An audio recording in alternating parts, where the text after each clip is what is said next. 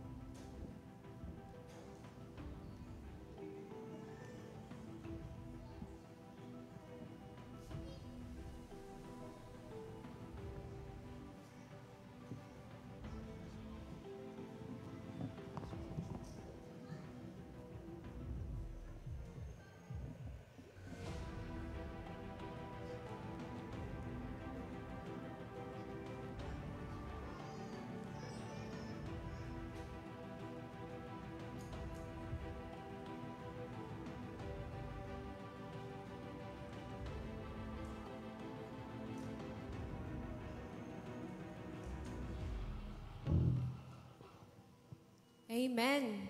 I'll just read the verse po from Colossians 1, chapter 1, verse 16. It says here that, for by Him were all things created that are in heaven and that are in earth, visible and invisible, whether they be thrones or dominions or principalities or powers. All things were created by Him and for Him. Amen po ba? Ngayong umaga pong ito, nais ko po na samahan niyo po kami na magpuri sa pamagitan po ng ating pag-awit, pagpalakpak, pagkanta sa ating Panginoon. Amen po ba? Amen. Hallelujah. Praise Jesus. Let's put our hands together like this. Come on, church.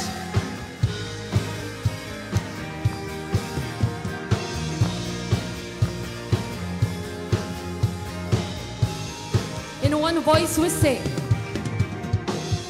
Waking up to your glory. Your mercy falls like the sun still rises. Your grace is new every morning.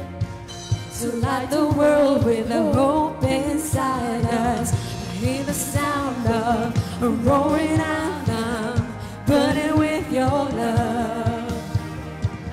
Let every voice sing, let every heart of me speak of all you've done. Sing it out, come on, church. I am alive. You have made this heart brand new. Hands to the sky, pouring out my love for you. I am alive. You have made this heart brand new. Amen. Hands to the sky, pouring out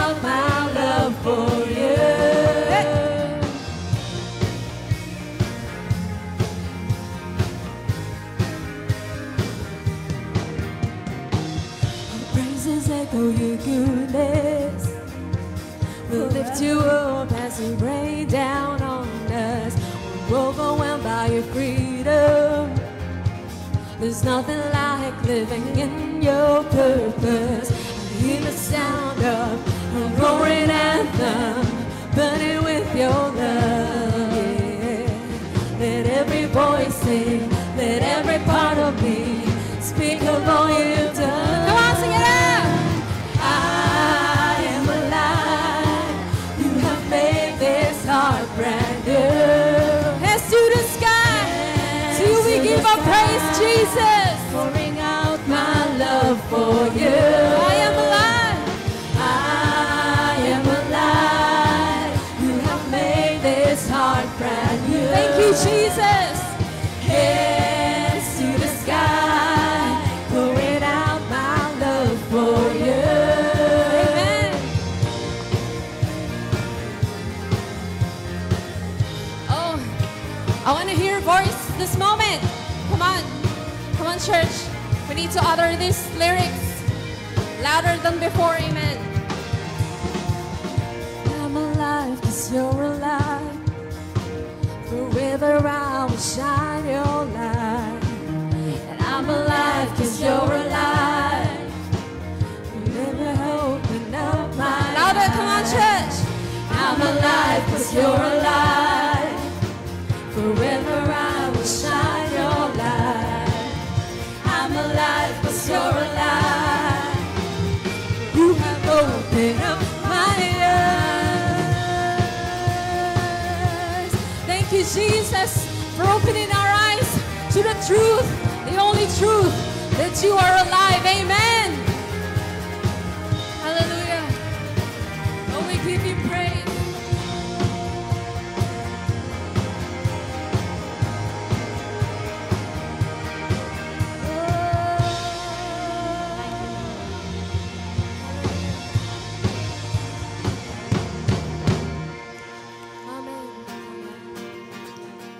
Truly, Lord God, that your love never fails. Amen po ba?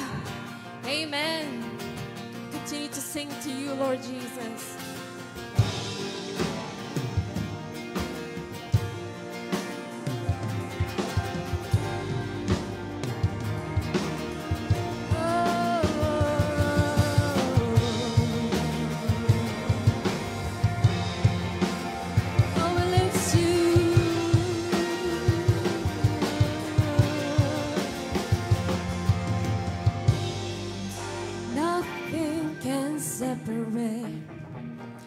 Even if I ran away, your love never fails.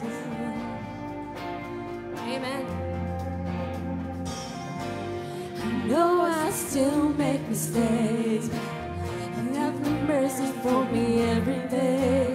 'Cause your love never fails. Can we put our hands together like this? Come on, church. Stay true to the angels. Your love never changes. There may be pain in the night, but joy comes in the morning. And when the oceans rage, I don't have to be afraid, because I know that you love me. Your love never fails. Yeah, your love never fails. The wind is strong and hard, not alone in these open seas. 'Cause your love never fails.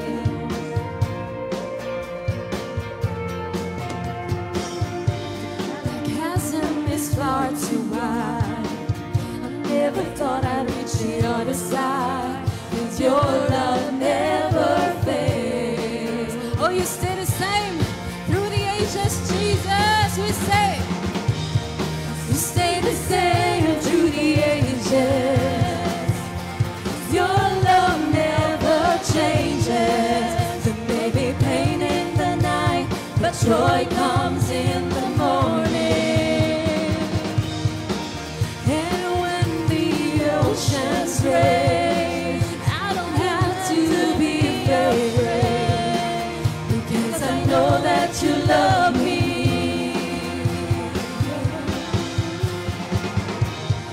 You stay the same through the ages. Your love never changes. There may be pain in the night, but joy comes in the morning. Amen. And when the oceans rage, I don't have to be afraid, because I know that you love me. Your love never fades. Oh, thank you, Jesus, for the grace and the mercy that you've given us. Our Father, we thank you this morning. Hallelujah, hallelujah. To make all things work together for our good. Amen. You make all things work together for my good. Come on, can we sing this line? Come on, church, we say, you make all things for my good. You make all things work together for my good. Oh, you make, hallelujah, all things work together for my good. You make all things work together for my good. You stay the same through the ages. Your love never changes. There may be pain in the night, but joy comes in the morning. And when the oceans rage, I don't have to be afraid, because I know that you love me. Your love never fades. Oh, thank you. Your love never fades.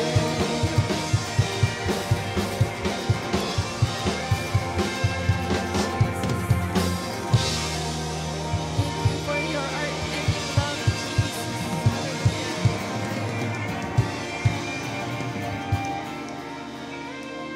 Abba Father, we continue to praise you this morning, because you're awesome, your majesty. Hallelujah. And we give you praise. Church, I encourage everyone to make this song as a prayer. Let's focus on one thing this morning. Amen po ba? Let's focus on Jesus. Amen.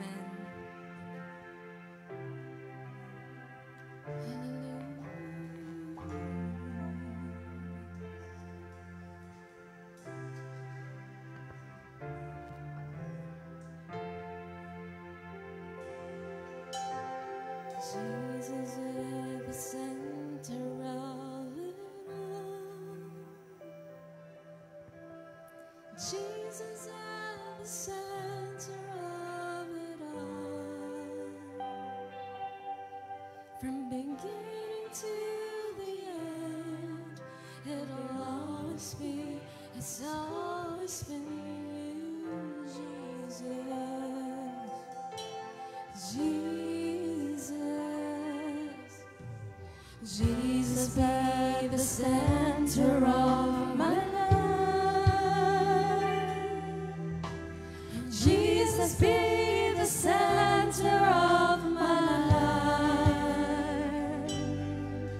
From beginning to the end, you will always be, it's always been you, Jesus. Jesus, nothing else matters. Nothing in this world will do. Nothing else. Jesus, you're the center, and everything revolves around you. Jesus.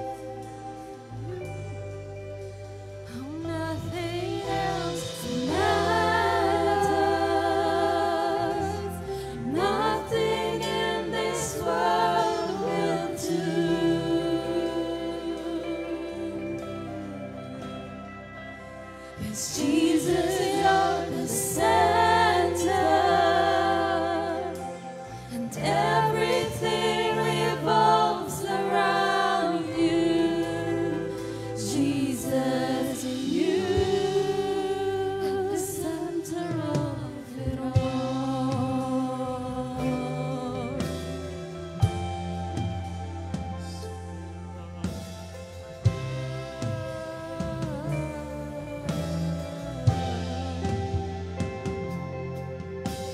Jesus, be the center of your church. Jesus, be the center of your church. And every knee will bow, and every tongue shall confess you, Jesus. Oh, Jesus, nothing else matters. Nothing in this world will do. 'Cause Jesus, you're the center of it all. Jesus, you're the center, and everything revolves around you. Jesus, you, oh, nothing else matters. Nothing in this world will do.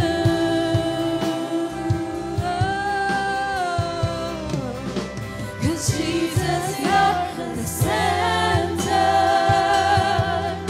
and everything revolves around you. Jesus, Jesus, oh Jesus. His name we say, Jesus. Only one name that we praise this morning. His name is Hallelujah. Oh Jesus, we say, oh Jesus, oh Jesus, from my heart to the heavens, Jesus be the center. It's all about you. Yes, it's all about you. Oh, from my heart to the heavens, Jesus be the center. It's all about you. Oh, we offer our hearts to you, Lord Jesus, this morning. Come on, church, we sing. From my heart to the heavens, Jesus be the center. It's all about you. Yes, it's all about you. From my heart to the heavens, Jesus be the center. It's all about you. Yes, it's all about you.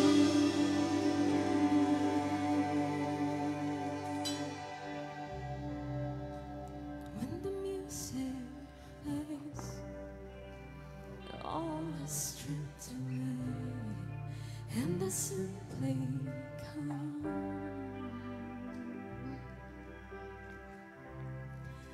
knowing just to bring something that's of worth that will bless your heart.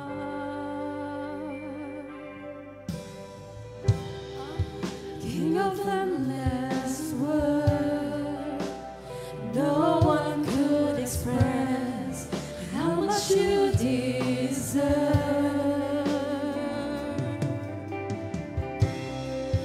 Though we can pour, all I have is yours. Every single breath, I will sing to you, Lord Jesus. I'll bring you more than a song, for a song in itself, it is not what you have required. search much deeper within than the way things appear. You're looking into my heart.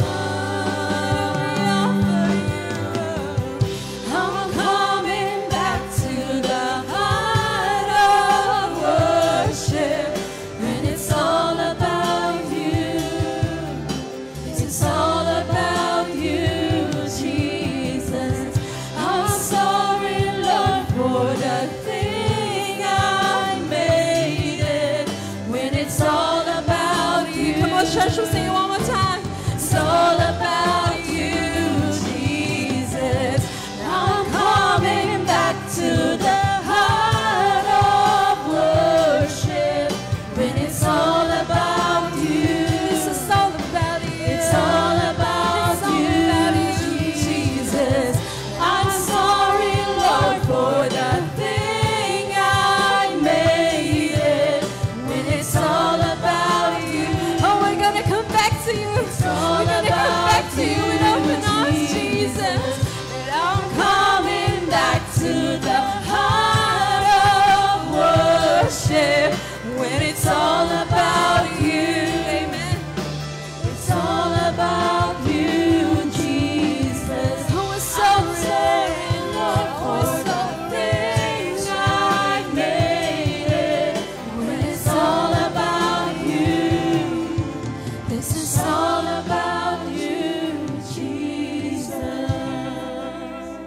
Oh, Jesus, this is all about you. I encourage everyone to chant this song like this. Come on, church. I'll bring you more than a song, more than a song. Come on, church. Let's hear it. Let's hear it from you.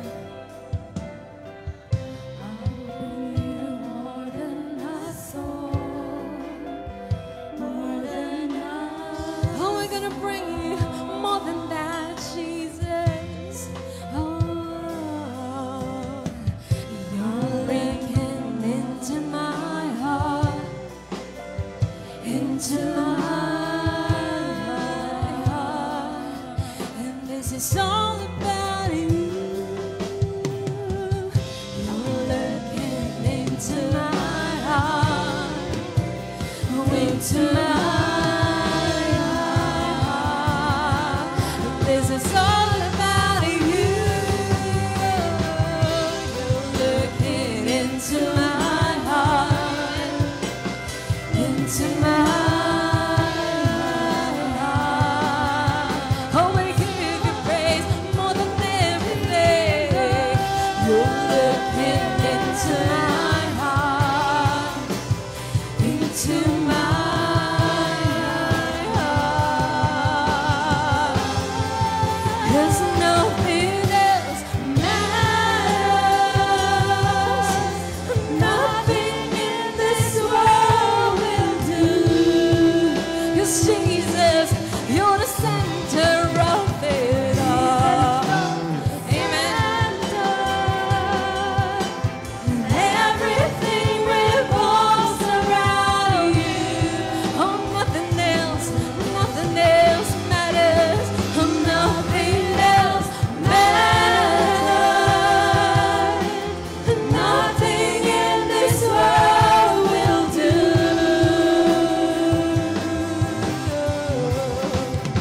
'Cause Jesus, you're the center, and everything revolves around you. We say, from my heart to the heavens, Jesus be the center. It's all about you, Jesus. It's all about you. From my heart to the heavens, Jesus be the center. Hallelujah. Hallelujah, Jesus. All praise and glory to your name. Hallelujah. We sing one more time, louder this time. Come on, church. To the heavens, Jesus be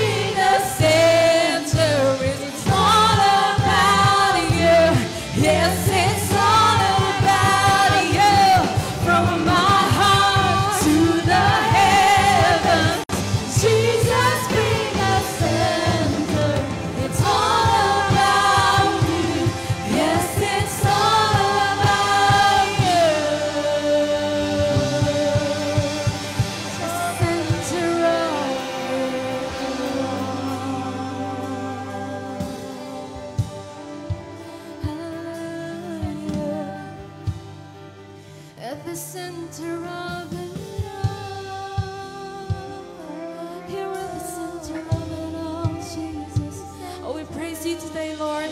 We give you praise, we give you glory. Can we give the best clap offering to the one? Hallelujah, hallelujah.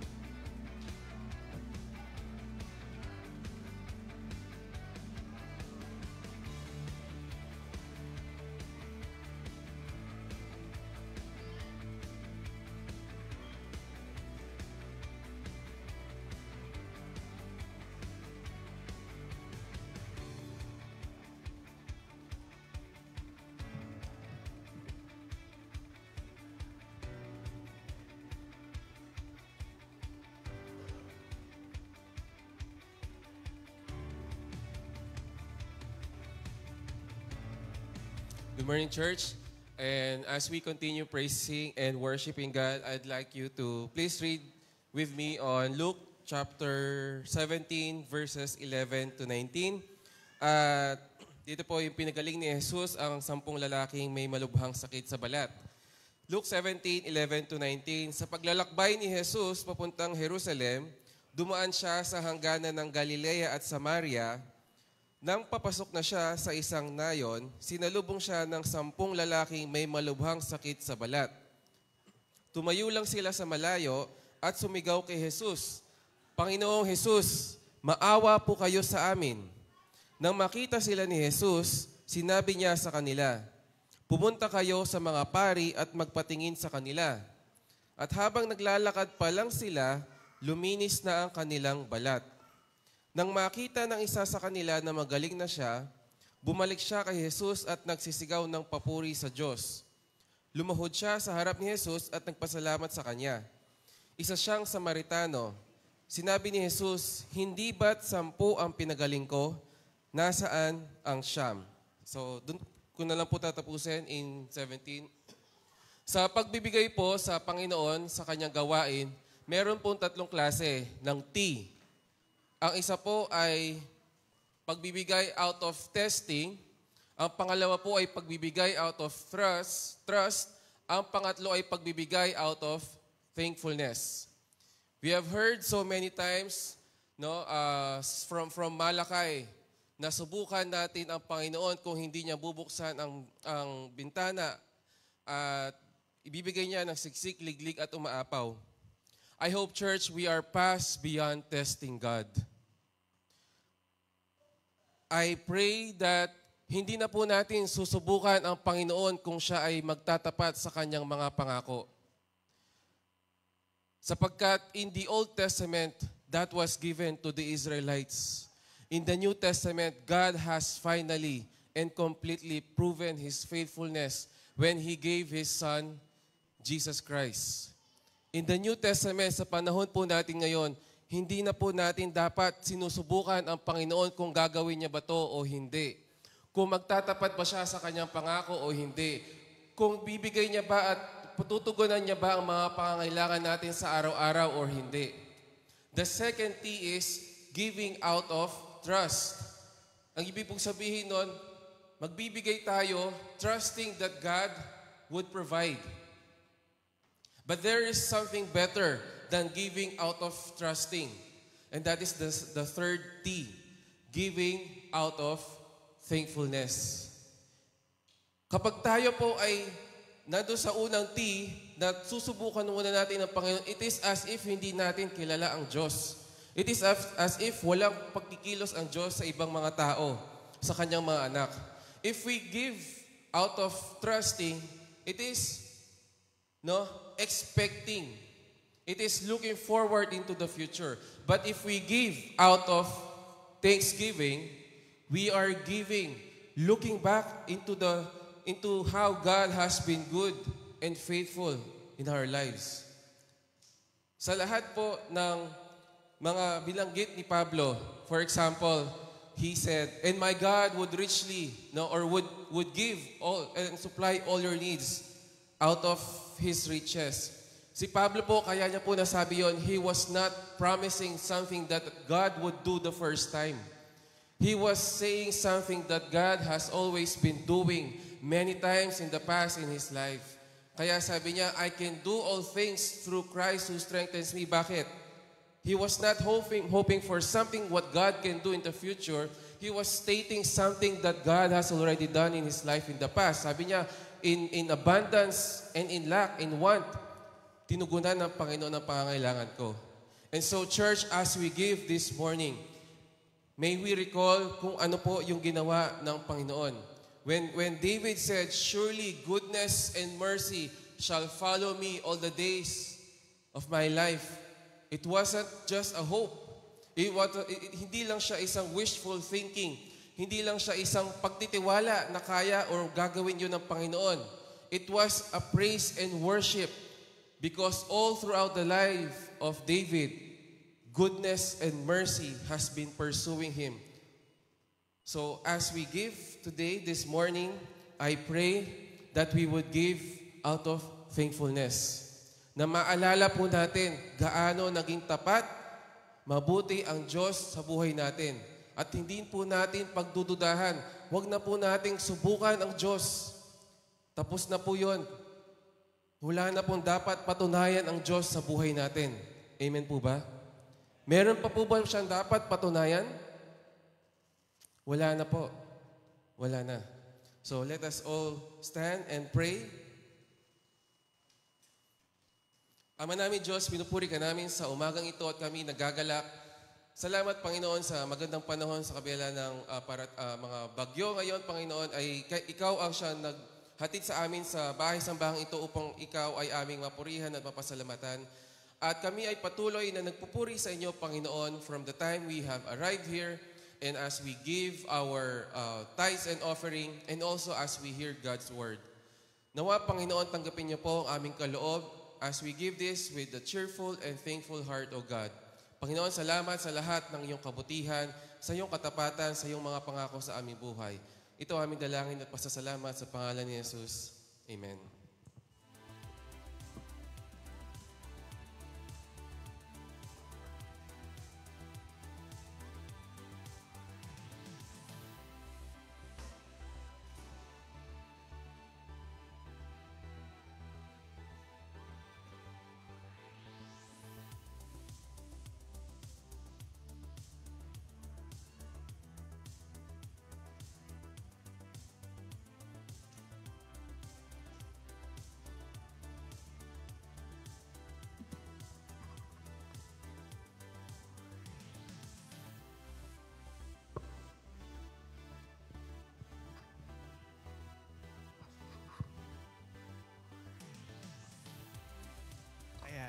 Inaanyayahan ko po ang mga youth. Sino po ba yung mga youth dito? Yung mga youth or yung ang activity po na ito ay para sa mga youth na tinatawag na Youth Sports Fest na inorganize po ng Clasp Youth. So ito po ay gaganapin sa July 5, 2024 and gagawin po sa Bulaon Covered Court, City of San Fernando, Pampanga. Ito po ay sports fest po para sa ating mga youth. No, meron tayong 4 na sports dito which is yung basketball, volleyball, and badminton and Scrabble. Ito po ay may fee na 250 pesos per ticket po. Pero wag po kayong mag-alala kasi po yung 250 pesos po na ticket ay good for 2 na po. Isa po sa inyo and isa po sa i-invite po natin. So, ini-encourage ko po ang bawat isa na samahan kami and mag-join sa mga sports na inorganize ng Clasp Youth. And ini-encourage rin po namin na mag-invite rin po tayo ng ating mga friends and family na hindi pa nakakilala sa ating Diyos. So, now let's open our hearts, mind, and soul sa pakikinig ng salita. Maraming salamat.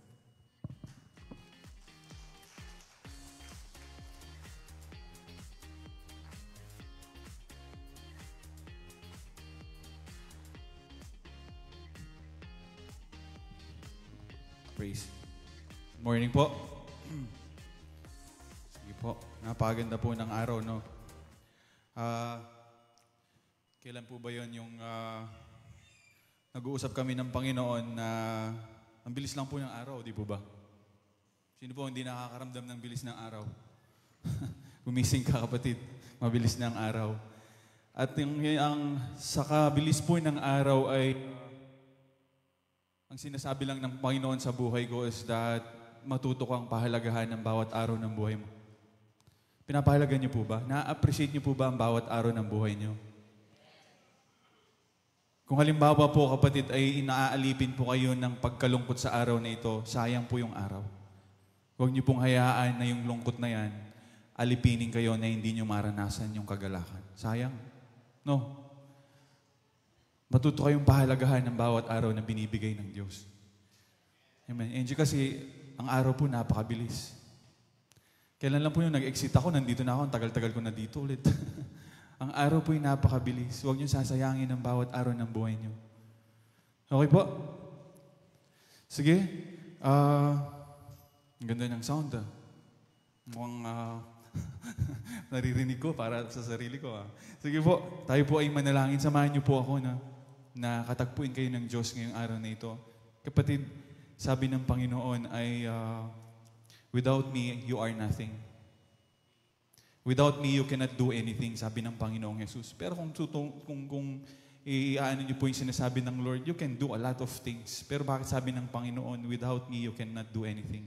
Kapatid, kung i-assist mo yung magagawa mo, walang kabuluhan kung wala ang Panginoon. Kaya sa umagang ito, we will just invite the Lord na siya po ang mangusap sa bawat isa sa atin, na hindi ka lang basta kausapin, kundi i-touch niyo yung heart mo, na magbigay siya ng a living hope in your heart, na kung saan pagharap mo ng buhay na ito, kapatid, ay meron kang joy na harap sa buhay na ito. Meron kang buhay na pag-asa na may ginagawa ang Panginoon. Salamat, O God, na kami po, Panginoon, ay binigyan muli ng pagkakataon upang makapag-worship sa iyo. Ang pagkakataon, Panginoon, na marinig ang mga salita mo, Panginoon. O God, hindi lang po namin ma-imagine, O God, ang Diyos na lumikha ng langit at lupa, pinaglalaanan ng panahon ng mga kagaya po naming nilikha ninyo. Sadyang napakabuti niyo lamang, Panginoon, sa aming buhay. Kaya, Lord, I'm just inviting you sa sandaling ito, Panginoon, sa oras na ito, God, na yung mga kapatid ko, God, na nangangailangan, Lord, ng paghipo ninyo at pagkilos ninyo, Panginoon, iparanas nyo ngayong araw na ito, Panginoon. We are just expecting something, a lot of things to you, Lord God, na gagawin mo ngayong araw na ito, Panginoon. Huwag niyong hayaang na kami po ay aalis sa simbahan na ito na the same way kung paano kami pumasok. Panginoon, sa Biblia po, O God, every one na naka-encounter sa iyo, hindi na po sila kagaya ng dati, Panginoon. Kaya, Lord, I'm just praying, Lord, meet your people today, O God. Salamat po. Pinupuri ka namin, Banal na Espiritu, ikaw ang magturo sa amin ng inyong pong nais na ipahayag sa umagang ito. We worship you, God. We love you. In Jesus' name, amen. Sige,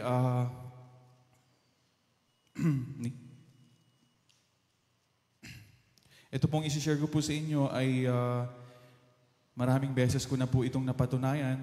At sa mga kasama ko po sa Saudi, mga ka-Bible study ko po ay maraming beses na rin nilang napatunayan sa kanilang buhay. At I believe gustong iparanas din ng Lord sa inyo itong lesson na ito. No? Ready na ba kayo? May bago po ba na naka-attend ngayong araw? Sige. May expectation po ba kayong dala-dala ngayong araw na to? O pinilit lang po kayo ni Lola? Pinilit lang kayo ng mga magulang ninyo? Ano po dala-dala niyo expectation, hindi po yung pinilit lang. Kaya kayo naririto, no? Okay? Okay po? Sige. Sino po ang mayroong mga heart's desire? Huwag niyo pong sasabihin, bilang isang mananampalataya, may inilagay na po ang Diyos sa puso ninyo na heart's desire. Sino po ang may heart's desire? Yung bang heart's desire na yon ay yung iniiyak mo sa Panginoon? Wala po. O nahihiya lang kayo? Kagabi po nag-uusap po kami ni Sandy, paano mo malalaman ang heart's desire kung itong panalangin na to is my heart's desire? magkaiba po ang sinasabi po ng Biblia sa fleshly desire, desires of the flesh, and the hearts of the desires of the heart. Ang tinutukoy ko po dito, sino po ang may desire sa puso na kapag ka naalala mo yung desire mo na yon na gusto mong mangyari, umiiyak ka sa Panginoon? Meron? Wala pa rin? Madami. Alam niyo po, bilang tayo po na mananampalataya sa isang Diyos na kayang gawin ng lahat, siguro naman may nilagay na po ang Diyos sa mga puso ninyo. Na kapag ka, if you remember that desire in your prayer, talagang emotional ka, no Lord, sabi mo, dalangin ko lang na ma-fulfill na itong desire na to. Okay? Tanong ko po, kumusta po yung heart's desire na yan? Nandyan na po ba kayo o still on the way? On the way pa rin? Sino na po ang nandun na? So sige, i-explain sa inyo ng Panginoon ngayon, sa inyo ng Panginoon, kung paano niya gagawin yung heart's desire, i-fulfill, at kung nandun na po kayo sa heart's desire nyo noon, i-explain naman ng Diyos yan kung bakit nandiyan ka. Para hindi naman po tayo makapagyabang. Okay po? Baka kasi, nandun na tayo sa mga heart's desire natin noon, tapos merong kang impression, may nilalagay ang kaaway sa isip mo, dahil sa'yo yon kaya nandiyan ka. Hindi po totoo yan. Maniwala po kayo, hindi po totoo yan. Ang sabi po ni Pablo, by God's grace, I am what I am. Even ang paglilingkod, mga kapatid, in the book of Ephesians, ang Diyos ang nagbibigay sa atin ng willingness and the power to do. Ang Diyos yun, hindi tayo. Kaya huwag niyo sanang kakalimutan, ano man ang narating niyo sa buhay, it is because of God. O hindi po kayo sang-ayon? 50-50? 50 sa Diyos, 50 sa akin? Isang testimony lang ulit, hindi po mawawala na yung testimony ng isang pastor sa aking puso. Sabi po nung kanyang membro, Pastor, sabi niya, a very successful businessman, Pastor, nagtataka lang ako at gusto kong magtanong, yung po bang success na nararanasan ko, purely from the goodness of God, or 50 sa kanya, 50 sa akin? Dahil may ginawa rin ako sa buhay ko. Sino po ang nagtatanong ng ganon?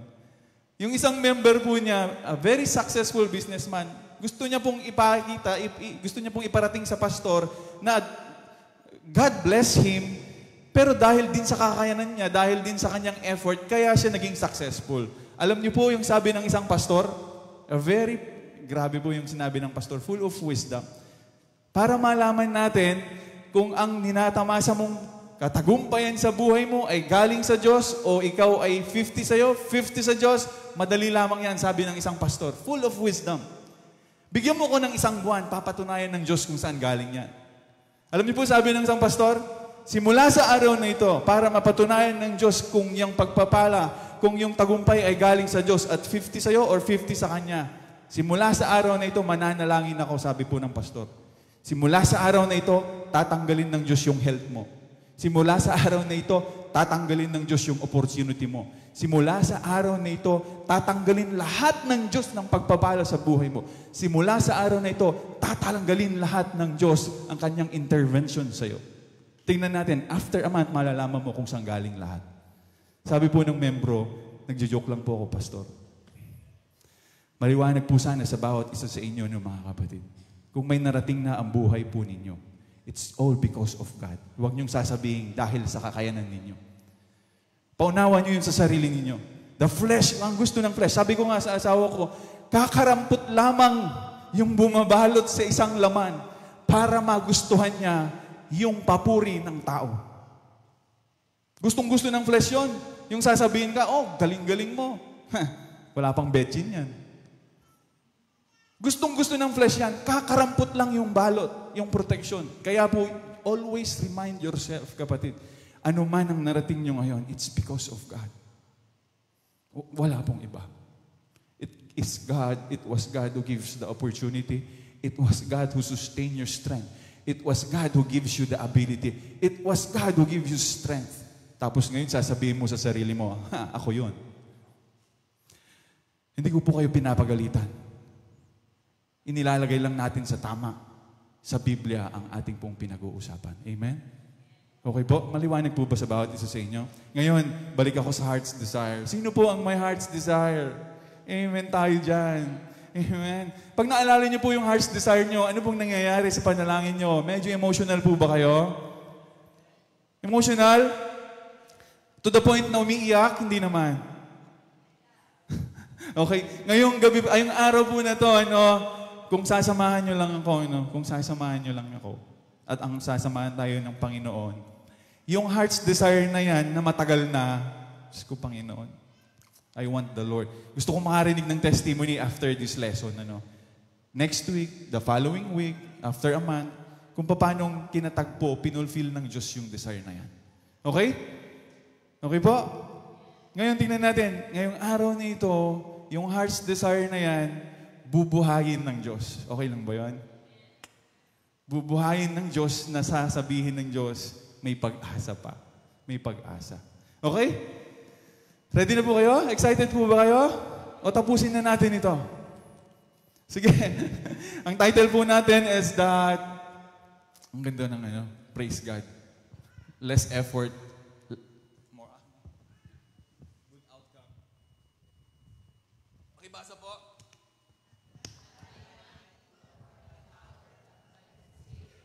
Sige po. Dito po nakakatuwa, Pag binasa niyo po ito, at mas lalo pagka pumunta po tayo doon sa verse na kung saan kinuha itong verse na ito, napakaganda. Sabi po dito, i-explain ko po sa inyo, Tingin po kayo dito. Sabi dito, not by might nor by power, but by the Spirit of God. Anong gustong sabihin? Hindi daw, kung sa Tagalog, pag binasa niyo po sa Tagalog, hindi sa kapangyarihan, hindi sa kakayanan, kundi sa pamamagitan ng Espiritu ng Diyos. Ang alin? Ano po ang gustong i-accomplish ng Diyos? Ito po, ang sabi po dito, sa heart's desire po ninyo, ano pong ginagamit ninyo? Kakayanan? Kapangyarihan? Sino po ang nag-effort na ng sobra para lang maabot yung heart's desire? Ngayon sinasabi ng Panginoon, hindi sa kakayanan, hindi sa kapangyarihan, hindi sa kalakasan ninyo mangyayari yung heart's desire nyo, kundi sa pamamagitan ng Espiritu ko. Hindi ba nakakatuwa yun? Hindi ba kayo natutuwa? Natatanggalin ng Diyos lahat ng stress mo sa lahat ng ginagawa mo para ma-fulfill yung heart's desire mo. At ang sinasabi ng Diyos, hindi kita kailangan. Hindi ko kailangan yung power mo. Hindi ko kailangan yung strength mo. Dahil pu-fulfill ko yung desire na yan sa pamamagitan ng Espiritu ko. Hallelujah. Amen? Amen po tayo doon? Alam niyo po, nung nagpipray po, actually, salamat lang sa grace ng Lord. Ito pong lesson na ito ay talagang minsan pa sinampal ulit ako ng Panginoon. Kasi po medyo pumapasok na po yung worries sa buhay. Nasabi ko, paano kaya? Malapit na ang pasukan. Paano kaya? Puro labas na lang ang finances. Paano kaya? Tas sa message na ito, parang akong sinampal ng Panginoon. Ano ka ba? Parang sinasabi ng Lord, ano ka ba? Yung heart's desire mo, hindi ikaw. Hindi ikaw ang bida dito, kundi ang Espiritu ko. Okay? Saan po ba kinote itong not by might nor by power, but by the Spirit of God? Sa Zechariah po, medyo mahaba po siya. Malawak po ang rebuilding of temple. Napakalawak po kasi lahat, kung babasahin po natin mamaya, si Ezra, si priest Ezra, si Nehemiah, si Haggai, si Zechariah, si Zerubbabel, magkakasama po sa Biblia pagka binasa po natin yan. Kasi in-stir up ng Diyos para sa rebuilding of temple. Okay? Okay pa kayo? Sige, sundan natin. Saan ba? Mamaya po, maintindihan po natin, step by step, Hindi po ako, hindi po natin pag-aaralan ng kabuuan kasi malawak po siya eh. Okay po, marami pong propeta sa panahon ng rebuilding of temple. Marami pong tao ang in-assign ng Diyos. Pero titignan niyo po, para lang maintindihan natin, not by might nor by power, but by the Spirit of God. Kasama ko po ba kayo? Ako po talagang excited po ako na makarinig ng testimony after this lesson. Sabi ko nga, hindi man ngayon, hindi man next week, hindi man next month, hindi man next year, at least alam ko, sa tamang panahon ng Panginoon, maririnig ko yung testimony about this lesson. Okay? Especially po sa inyo. Especially po sa inyo na minsan pa humawak muli sa hangarin ng puso ninyo. Okay? Ano po ang desire ninyo? Parang di kayo masaya, no? Sa mga desire na ano natin. Sige po, ako po, napakarami ko pong heart's desire. At napapanatag po ako dahil sa lesson ng mga ganito. Okay? Sige, sundan natin. Saan po ba kinote ito? Sa Zechariah po. Zechariah is the prophet of God sa time po ni Zerubbabel, governor. Okay po? So, tignan po natin. Si Zechariah po ay propeta ng Diyos, nagpapadala ng mensahe kay Zerubbabel. Nagpapadala ng mensahe sa mga leader ng Israelites patungkol saan? Sa pag-rebuild po ng templo. Kasi po, ito pong templo ni Solomon ay nasira. At ang mga tao po, mga Israelites, mga Jews, ay kinuha po in Babylon. Kanya-kanya na po sila. Sila po ay iba ay mga alipin na. Sila po mga iba ay talagang hindi na maganda yung kalalagayan. Watak-watak na po sila. At ano po ang nangyari? Yung templo po nila nasira, yung wall po nila nasira din. Alam niyo po, napakahalaga po sa Israelites yung templo at saka yung wall. Kasi po bakit? Yun na lang po yung natitira on that time na pagpapatunay na sila po ay nag-e-exist. Kaya kailangang i-rebuild po yun. Okay? Andiyan pa ba kayo, mga kapatid? Okay ba? Sige. So tingnan po natin, napakaganda lang kasi nung start ng Diyos i-rebuild yung templo na ito, nagbigay ng salita ang Panginoon through Prophet Zechariah para sa nangangasiwa ng templong ito. Sige na natin, basahin lang natin. Zechariah po, pakibasa po. So he said to me, kay Zechariah, pakibasa. The word of Zerubbabel. Zerubbabel, governor po ng Israelite, ng Jew. Not by might nor by power, but my spirit says the Lord. Okay po? Sinabi niya sa akin, bago sagutin iyan, pakinggan mo muna itong mensahe ng Panginoong makapangyarihan na sasabihin mo kay Zerubbabel. Zerubbabel. Si Zerubbabel po, siya po ang mangunguna ngayon to rebuild the temple. Okay? Mahalaga po ba yung templo sa kanilang panahon? Opo, kasi po, bakit? Yun na lang po yung natitira na pagpapatunay that they exist. Sipin niyo po yun? Yung kaisa-isang pagpapatunay na ikaw ay isang tao, nawawala na rin. Mahalaga po sa kanila yon, okay? So tingnan natin, sabi po ng Diyos kay Zerubbabel, Zerubbabel, matatapos mo ang pagtatayo ng templo, hindi sa pamamagitan ng lakas o kakayanan ng tao, kundi sa pamamagitan ng Espiritu. Grabe, no? Ako po talagang medyo nabibless lang ako sa sinasabi ng Biblia. Kasi sabi po ng Diyos kay Zerubbabel, alam niyo po ba, nung panahon na iyon, sila po'y captives na. Sila po'y mga alipin na. At ang pagbuo po ng templo ay isang imposibleng bagay na pwedeng mangyari sa kanila. Imagine niyo lang, sila po ay mga alipin. At ngayon, bubuo sila ng templo, bubuo sila ng wall. Isa pong imposibleng bagay para sa kanila. Yung po bang heart's desire nyo ay imposible? Hello? Yung heart's desire po ba ninyo ay imposible? Salamat! Salamat at imposible yan. Kasi bakit? Makakapasok ang Diyos. Kasi kung posible yan, hindi mo kailangan ng Diyos. Kung yung heart's desire nyo, kaya mo na, kapatid, posible na sa inyo pong kakayanan, hindi mo na kailangan ng Diyos. Kaya taas-taasan nyo konti yung heart's desire nyo. So ito po, i-rebuild po yung templo upang sa ganun ay makilala silang muli. Pero yung isipin na i-rebuild yung temple na yon, kapatid, it's an impossible thing kasi pang-alipin na po sila. Okay? Nasusundan pa ba? Pero sabi po ng Lord, grabe po, sabi po ng Lord kay Zerubbabel, na siya ang namumuno para i-rebuild ang templo. Sabi po ng Lord, Zerubbabel, matatapos mo ang pagtatayo ng templo hindi sa pamamagitan ng lakas o kakayanan ng tao, kundi sa pamamagitan ng aking espiritu. Yun din ang sinasabi sa inyo ng Diyos ngayon. Yung heart's desire mo, kapatid, matatapos at mapufulfill yan. Hindi sa kakayanan mo, hindi sa kapangyarihan mo, kundi sa pamamagitan ng Espiritu ko. Dapat nakakarinig ako ng amen. Dapat nakakarinig ako ng amen. Ano po ang feeding? Mukha po kayang ang reliance po yata ninyo, ang inyong kakayanan at inyong kapangyarihan at inyong mga abilidad. Hindi po yon. Sabi po ng Diyos, hindi sa abilidad mo, Zerubbabel. Hindi sa kakayanan mo, hindi sa lakas mo, Zerubbabel. Maitatayo yung templong ito sa pamamagitan ng Espiritu ko. Kapag nakita nyo kung paano kumilos ang Espiritu ng Lord at naitayo ang templo, talaga naman, grabe yung pagpapatunay ng Diyos kung paano pinufulfill ng Diyos yung heart's desire sa pamamagitan ng kanyang Espiritu. Okay ba? Ready na po ba kayo? Sa likod, okay pa tayo sa likod? Patingin nga po na mukhang maraming heart's desire.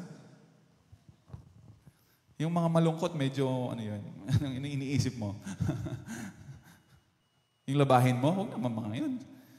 Umuulan, huwag mo na isipin yung labahin mo muna. Sige po, ano? Sige po, heart's desire muna tayo kasi gustong iparanas. Alam niyo po, sa isang meditation time ko, sa isang devotion time ko, no, sa Panginoon sa Saudi, ang sarap po lang yung binubulong ng Diyos sa akin, ano, na Romel, parang sinasabi ng Diyos sa akin na yun na mahalaga sa akin ang laman ng puso mo. Kaya nga sabi po nung magpipili ng hari, hindi ako pumipili sa kakayanan ay sa appearance. Ang tinitignan ko ay ang puso. So sa inyo po, yung heart's desire po ninyo, mahalaga po yun sa Diyos. Yun, salamat po sa isang nag-amen. Saan yun? Yun, grabe. Next week, malalaman natin yung testimony mo next week. Okay? Pag sinabi kasing amen, ibig sabihin ay isang mataas na that is the most appropriate word para sabihin, opo, gusto ko po yan, Panginoon. Kaya tayo umi-amen, sumasang-ayon tayo. Okay, amen. Sige po. Okay? So titignan natin, paano ibinuo ng Diyos yung templo na hindi sa pamamagitan ng kalakasan at kakayanan, kundi sa pamamagitan ng kanyang Espiritu. Napakaganda. Are you still with me? Napakaganda. Matutuwa kayo. So una, from the start, itong mensaheng ito ay sa mga tumanggap na kay Yeso Kristo. Sa mga naniwala na kay Yeso Kristo, na ang dugo ni Yeso Kristo ay nilinis ka na niya ng buong buo upang ang banal na Espiritu ay malaya ng makakilos sa inyo. Okay? So this message ay para sa mga nanampalataya na kay Jesus at sa dugo ni Jesus na nilinis na siya upang ang banal na Espiritu ay pwede nang kumilos sa inyo. Sino na po ang tumanggap kay Jesus Christ? Kasi kung wala pa si Jesus Christ sa buhay nyo, paano po kikilos ang banal na Espiritu?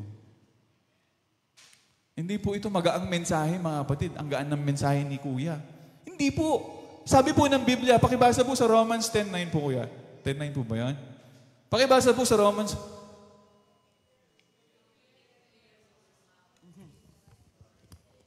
Hindi po.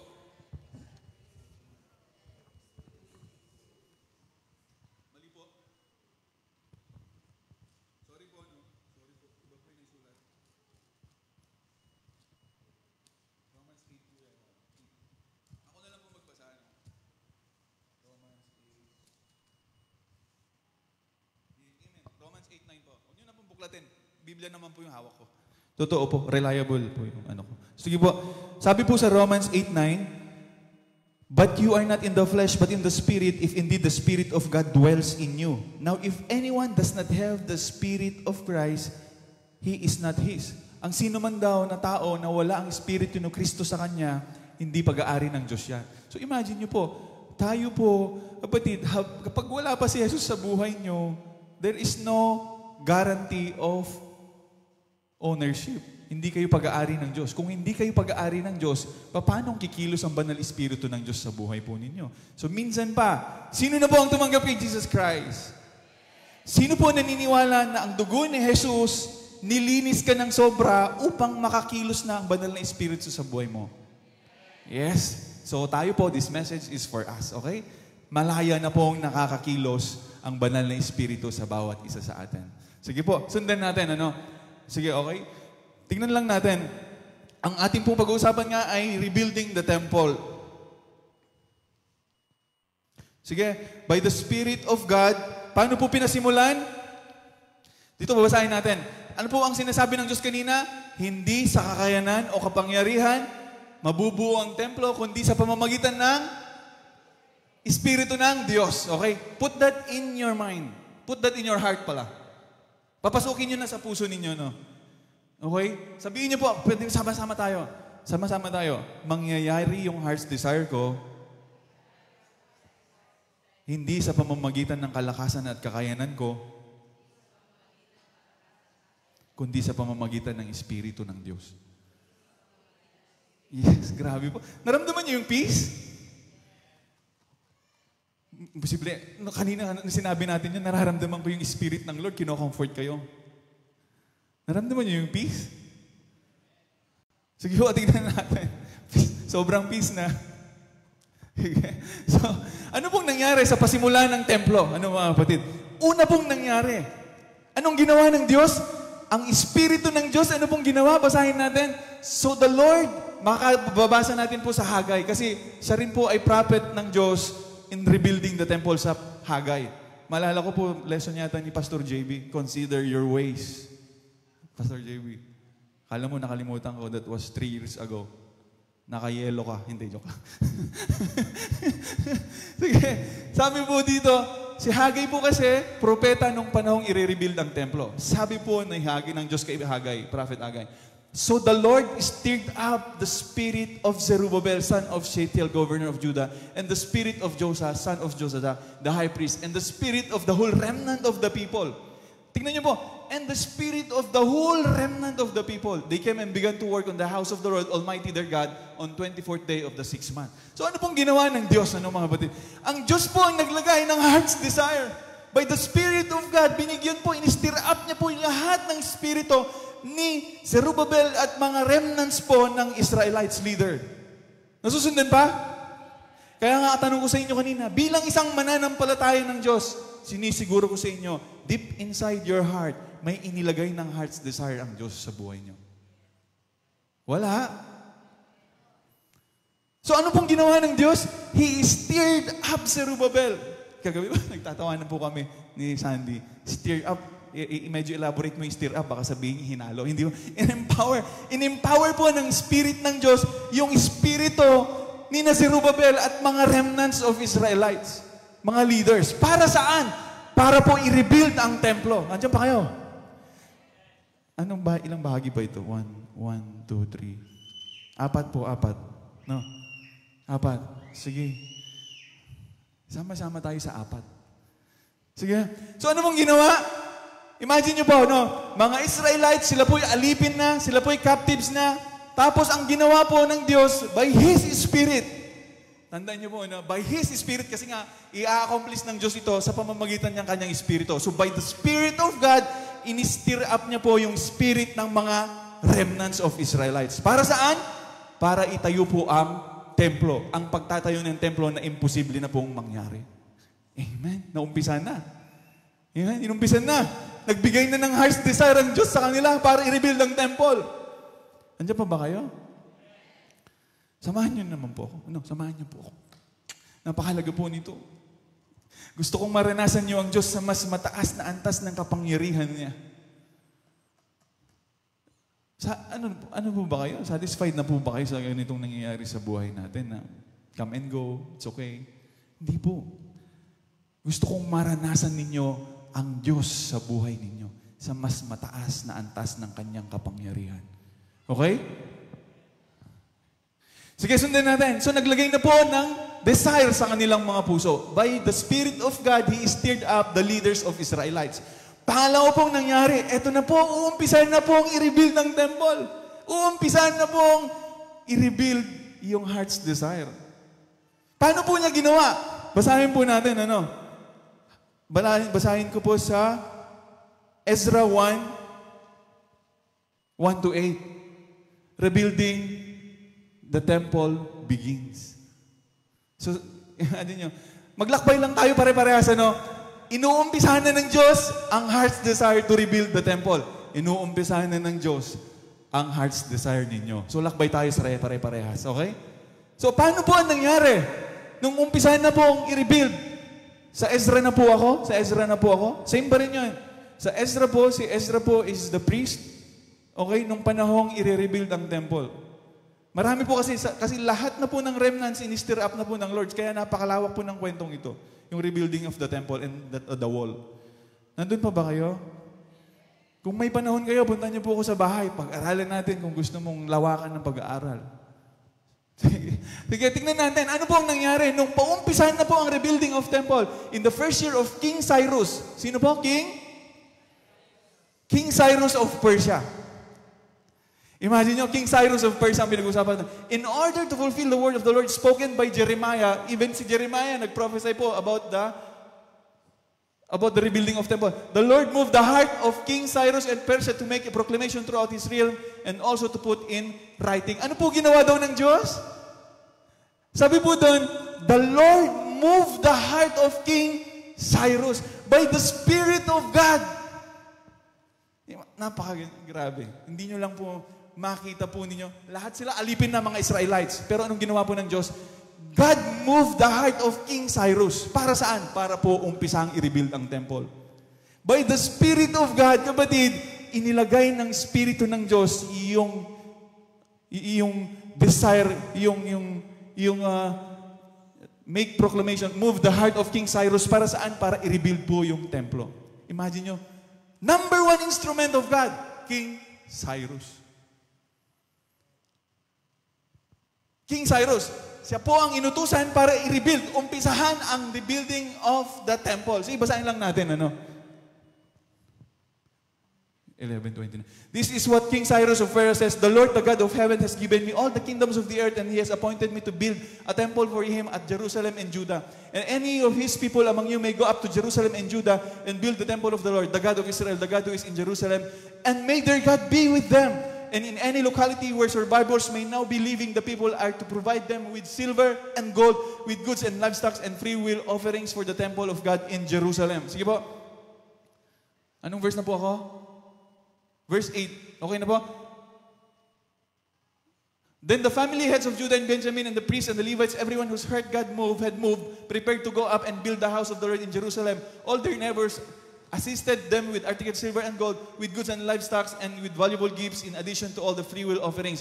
Moreover, King Cyrus brought out the articles belonging to the temple of the Lord, which Nebuchadnezzar had carried away from Jerusalem, and he had placed in the temple of his God. Cyrus, King Persia, had them brought by Mithredath, the treasurer, to counten them out to Shebasar, the prince of Judah. Amen. Amen tayo dito. So tingnan niyo po mga kapatid, yung heart's desire na nilagay to rebuild, ano pong ginawa ng Diyos? In-stir up niya po yung heart ni King Cyrus. Para saan? Para umpisahan niyo na. Umpisahan niyo yung pagre-rebuild ng temple. Inutusan po ng Diyos. Amen? Sabi ko nga sa inyo, hindi sa kakayanin ninyo, hindi sa kalakasan ninyo, ma-fulfill ang inyo pong desire, kundi sa pamamagitan ng Espiritu ng Diyos. Yun ang sinasabi. Hindi sa kakayanan mo, si Robabel, hindi sa kapangyarihan mo, kundi sa Espiritu ko. So anong Espiritong sinasabi ng Diyos? Yung Espiritu ng Diyos, tinouch niya po yung heart ni King Cyrus to start rebuilding the temple. Okay pa? Ngayon, ito naman, gising kayo, mahalaga po ito. Wake up. Mahalaga po ito. Pag inumpisahan na po ng Diyos na buuin yung heart's desire ninyo, papasok po ang discouragement. Nasa chapter 4 po ng Ezra yon. Hindi ko na po uungkatin. Ang dalawang discouragement, may dalawang discouragement pag inumpisahan na po ng Diyos yung heart's desire ninyong fulfill. Chapter 4 ng Ezra. Unang discouragement is from the resistance side. Pangalawang discouragement is from the opposition side. Ano po ang ibig sabihin nun? Pag inumpisahan na, tingin po kayo, pag inumpisahan na po ng Diyos yung heart's desire ninyo, dalawa pong discouragement ang mararanasan ninyo. From the resistance side, opposition side. Ano po ito? Yung resistance side, magmumula ang discouragement sa part mo. Magmumula sa iyo. Sino na po ang nagbalak, ipursu ang kanyang nais sa buhay, pero hindi nagpatuloy dahil na-discourage siya sa sarili niya? Una pong pagmumula ng discouragement is from the resistance side, ikaw. Pangalawa pong pagmumulan ng discouragement, kapatid, sa heart's desire mo na yan is from the opposition side, from your enemy. Nasusundan pa? From resistance and from opposition, diyan magmumula ang discouragement when God starts rebuilding your desire. So ano pong mangyayari dapat?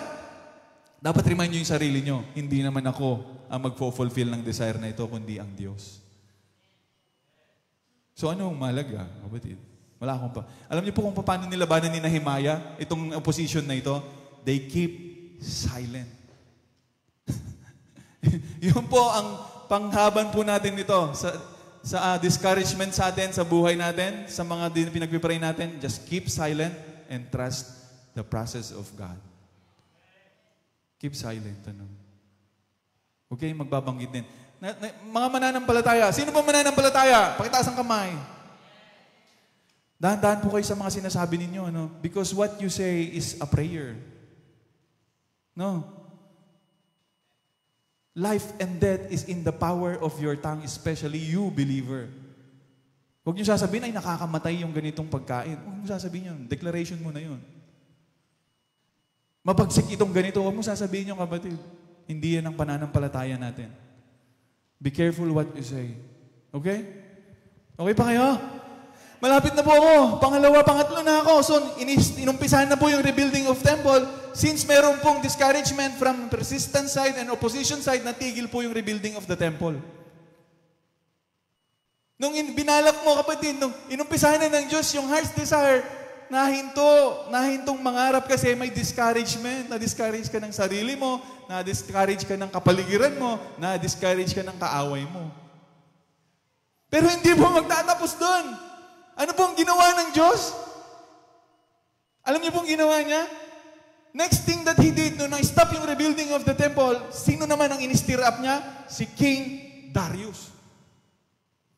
Puro hari po yung ginamit ng Panginoon. King Darius, basahin po natin, King Darius sa Ezra 6, 1-12. Malapit na po ako.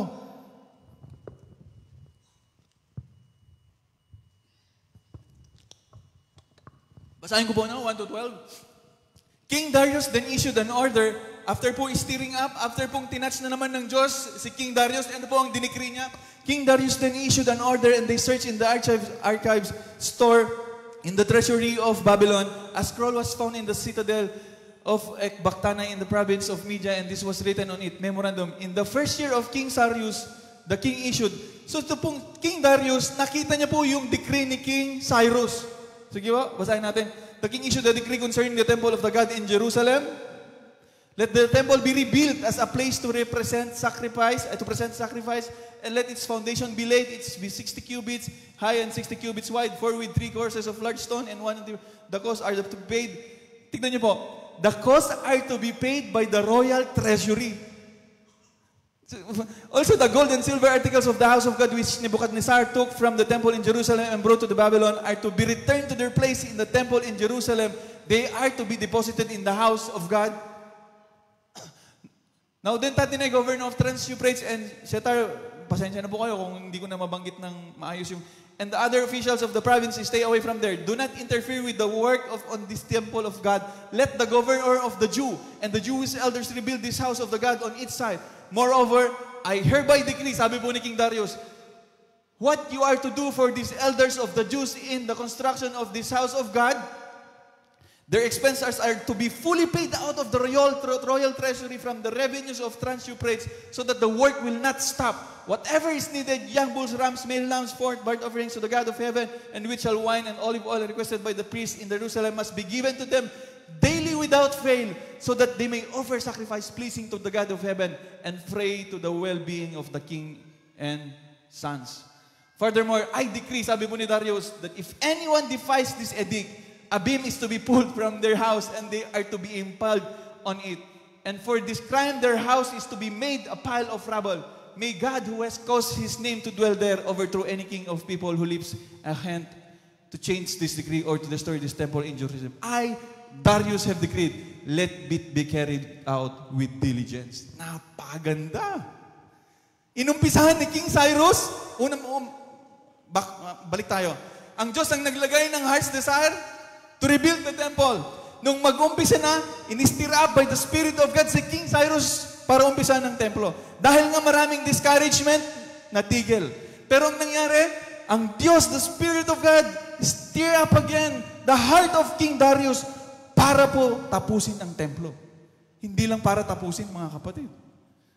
Nag-provide pa from royal treasury, pinagkuhanan po ng budget. Hindi niyo po ba nakikita ito? King Cyrus, King Darius. So tapos na po, natapos po yung templo. Ano pong susunod na mangyayari, mga kapatid? So kung natapos na po yung building, kailangan po ng maintenance. Alam niyo po kung sinong ginamit ng Diyos para po ma-maintain ang building? King Artaxerxes. By the Spirit of God, tinatch ulit niya si King Artaxerxes, kapatid, for the maintenance and the beautification of that temple. Can you imagine? Grabe po. Yung Espiritu ng Diyos, sabi nga niya, napatunayan niya ng sobra. Hindi mabubuo yung tempong lang sa pamamagitan ng inyong kakayanan at kapangyarihan. Mabubuo yan dahil sa Espiritu ko. Ang Espiritu ng Diyos, siya lahat po, mga kapatid, ang nag-touch sa mga instrumento niya to build the temple. Nasusundan ba? So tingnan natin sa Artaxerxes, Ezra po, sa Ezra ko, 7:11-21. Ito na po, last na mahaba na. Last na mahaba na, and then sa reflection na tayo, tapos na tayo. Kaya medyo stretching na po kayo. Stretching. Stretching na. Yun. Tapos na tayo nito. Sige po. Number 4 po na nangyari, since ni-rebuild, sino po ang i-stir up ng Diyos to rebuild the temple? King Cyrus.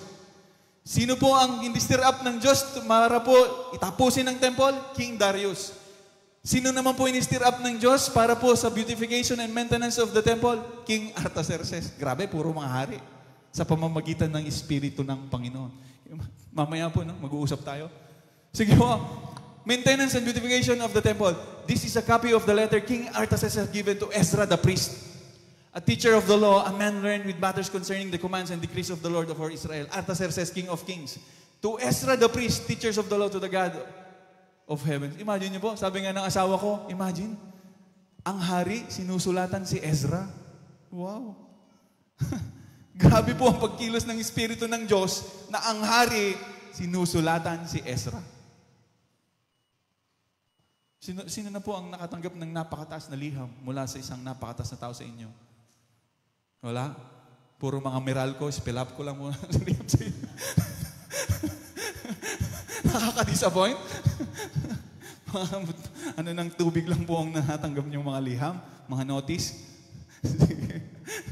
Sabi po ni King Artaxerxes, now I decree that any of the Israelites in my kingdom, including priests and Levites who wish to go to Jerusalem with you, may go. Imagine nyo. Kasi nga kalat-kalat na sila. Sabi po ni Artaxerxes, I decree, sa lahat ng mga Israelites at Hudyo na gustong pumunta doon, you have my blessing. Tingnan natin. You are sent by the king and his 7 advisors to inquire about Judah and Jerusalem with regard to the law of your God which is in your hand. Moreover, you are take with you silver and gold that the king and his advisor may have freely given to the God of Israel whose dwelling is in Jerusalem. Together with all the silver and gold you may obtain from the province of Babylon. Madalas mo nating naririnig yung province of the Babylon sa Sumba. Hindi.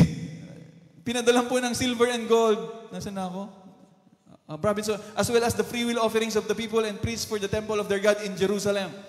Baba po tayo. With this money, be sure to buy bulls, rams, males, lamb, together with their grain offerings and drink offerings, and sacrifice them to all the temple of their God in Jerusalem. You and your brother Jews may then do whatever seems best with the rest of the silver and gold in accordance with your will of your God, with the will of delivered to the God of Jerusalem all the altars entrusted to you for worship in the temple of your God, and anything else needed for the temple of your God that you may have occasion to supply, you may provide from the royal treasury. Paganda, grabe.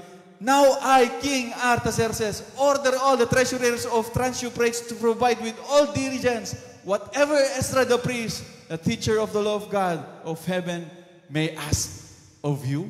Grabe, kinikilabutan ako. Sa inyo po, hindi po kayo kinikilabutan. Nirebuild ng Diyos, King Cyrus ang ginamit. Kinumpletong i-rebuild ng Diyos, yung temple, King Darius ang ginamit. Para po i-sustain ang templo, sino po ang ginamit? King Artaxerxes.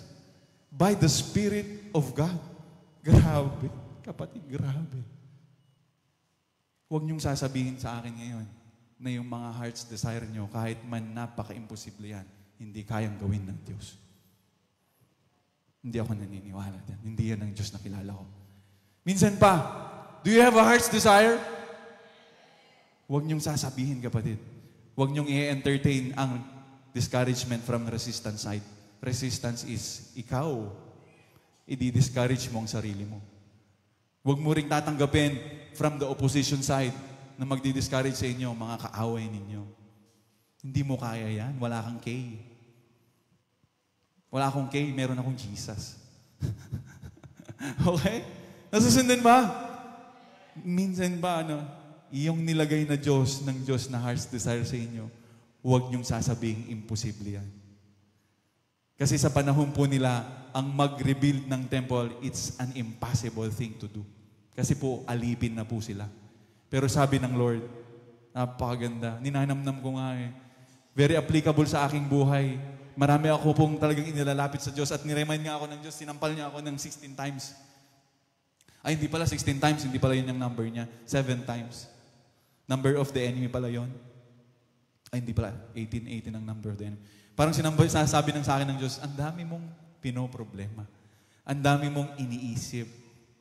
Hindi naman ikaw ang magfo-fulfill niyan, kundi ang Espiritu ko.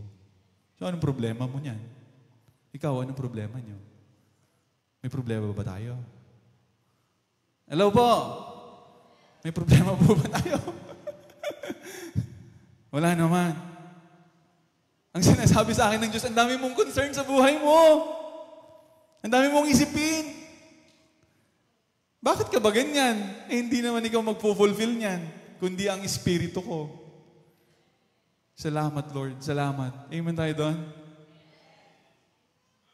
Isipin niyo po, kahit man napakalakas po si Zerubbabel, wala po hindi kakayanin. Marami pong kokontra. Wala pong kakayanan.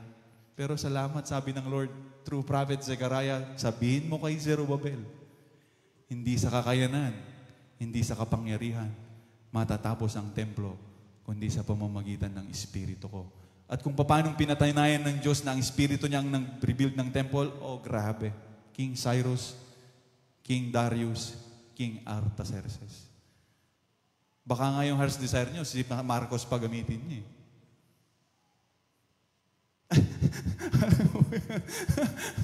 Okay ba? It's about the Spirit of God, mga kapatid. Okay ba?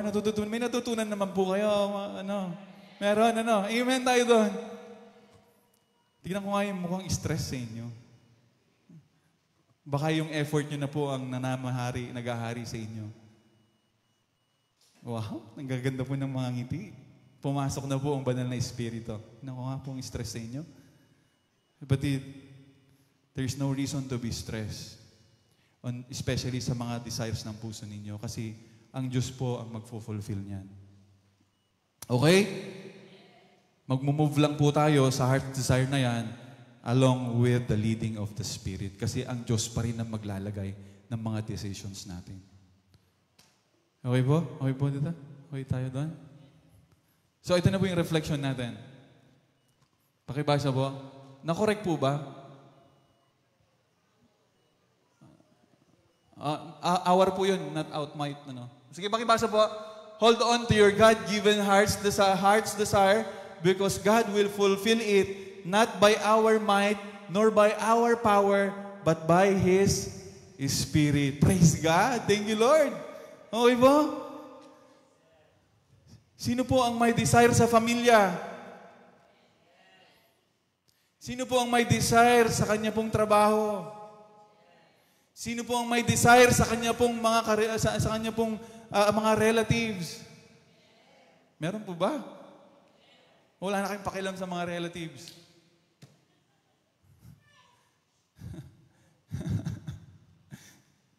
Minsan pa last, mga magulang. Mga magulang, sino po ang may heart's desire sa mga anak? Minsan pa, malina eh. Parang hindi po kayo nagpa-pray sa mga anak ninyo. Sino po ang may heart's desire sa kaniyang mga anak? So huwag po kayong mag-alala, no? Huwag po kayong mag-alala. Remind yourself, yung desire ninyo sa inyong mga anak, ma-fulfill yan, hindi dahil sa inyong kakayanan at kapangyarihan, kundi dahil sa Espiritu ng Diyos na kikilos sa Kanya. Amen? Thank you, Lord. Thank you, Lord. Thank you, Lord. Napakaganda sa akin yun. Napakaganda. Very comforting sa puso ko yun. Very comforting po sa puso ko yun. Kasi po nakikita ko yung mga anak ko, ang dami kong mga prayer items sa mga anak ko, na minsan, talagang sa sobrang gusto mo nang ikaw na ang magbago sa kanila, nape-pressure na, i-stress ka na. Kaya nga ako sinampal ng Lord, ano ka ba? Hindi ikaw. Huy, tumigil ka, hindi ikaw. Hindi ikaw, kapatid. Life transformation happens from God. Hindi ikaw. No, magaan naman po yung lesson natin, di po ba? Ano? Huwag naman po kayong mukhang galit sa akin. Magaan po yung lesson natin. I believe, kinausap po kayo ng banal na Espiritu. Nire-assure kayo na pwede na muli kayong mag-desire at ilatag ang mga desire na yan. Sabi nga ng Lord, in my heart, napakahalaga sa akin ang iyong heart's desire. Kaya every desire na meron ako, ibinubuhos ko yon sa Panginoon. At alam ko, in His perfect time, ifulfill ng Diyos yung heart's desire na yon. Not by might nor by power, but by His Spirit. Ma-testify ko lamang po, meron po akong isang kasama sa Saudi. Meron po akong isang, last na lang, meron pa naman. 11:40 pa lang, Nag-i-empake na kayo, grabe kayo, Nasaktan niyo ako, Nag-i-empake na kayo. 11:40 pa lang, Meron po akong kasamahan sa Saudi. Sila po, siyempre, bilang mag-asawa, I am speaking in behalf of them kasi kasama po nila ako sa panalangin. At ito po yung kasama naming salita ng Panginoon, not by might nor by power. Ito po yung kasama namin. Kaya nga po, excited na po akong magbakasyon yun. Yung kapatiran ko na yun, siguradong pupunta po sa bahay namin. Sila po ay newlywed. Ako po newlywed. Tapos, medyo tumagal ng konti bago sila nagkaroon ng baby. Nung hindi pa po sila nagkaka-baby, ginawa na nila lang lahat. O baka kulang yung sodium mo, baka kulang yung potassium mo. O baka kulang ka ng betchin, paminta, baka ganun. Ginawa mo lahat ang effort mo. Kaya tayo hindi, alam mo yung ibig sabihin, baka hindi tayo nagbubuntis kasi kulang itong mga ganito, hindi natin na-exercise. Alam niyo po yung pagkaganon, mape-pressure kayo. Yung bang, ang talong, huwag kang kakain ng talong, hindi daw maganda sa pagbubuntis, mga ganun, mape-pressure kayo. O pinakulo mo na ba yung cinnamon roll? Maganda daw yun para magbuntis. Alam mo, hindi po ako nagbibiro. Nung kausap ko sila, nakikita ko yung mukha nila, pressure na sila kasi mahaba na rin yung panahon.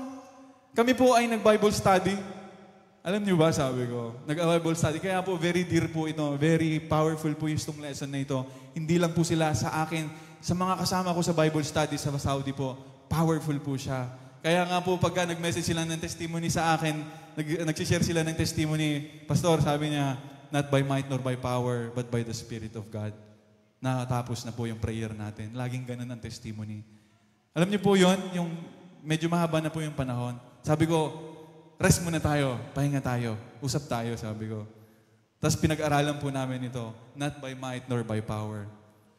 So nag-pray po kami, tigilan na itong mga social media ninyong napapanood na inyong sinusundan.